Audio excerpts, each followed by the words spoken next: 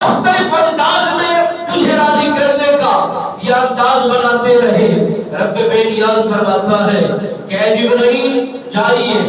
اپنے محبوب کو سنائیے اور اسے میرا پیغام دیجئے، آپ بنی اسرائیل کے ان جوانوں کا ذکر سنیے۔ میرے نبی رحمت فخر موجودات صلی اللہ علیہ وآلہ وسلم سرکار کی دربار گوہربار کے اندر سید الملائکہ جناب جبرائیل امین حاضر خدمت ہوئے، عرض کرتے ہیں یا رسول اللہ رب کا سلام قبول کیجئے، ساتھ ہی پیغام قبول کیجئے۔ بنی اسرائیل کے وہ جوان جو رات کا قیام کرتے ہیں، صبح سویرے جہاد کے لیے نکل جاتے ہیں، ہم نے آپ کو یہ خوش بختی اور خوش انعامات عطا فرمائے ہیں۔ آج مرجھائے پریشان ہوئے کہ 1000 سال کا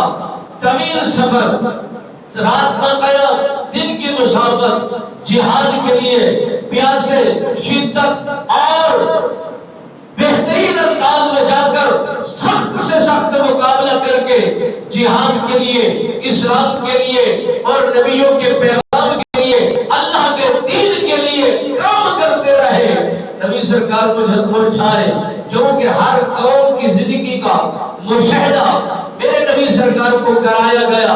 اور جو بھی قوم آئی، جس دور کی بھی قوم آئی، نبی رحمت فخر موجودات صلی اللہ علیہ وسلم سرکار کو ہر قوم کی زندگیوں کا مشاہدہ کرایا گیا کہ ان کی عمریں کتنی ہیں، ان کی عبادتیں کتنی ہیں،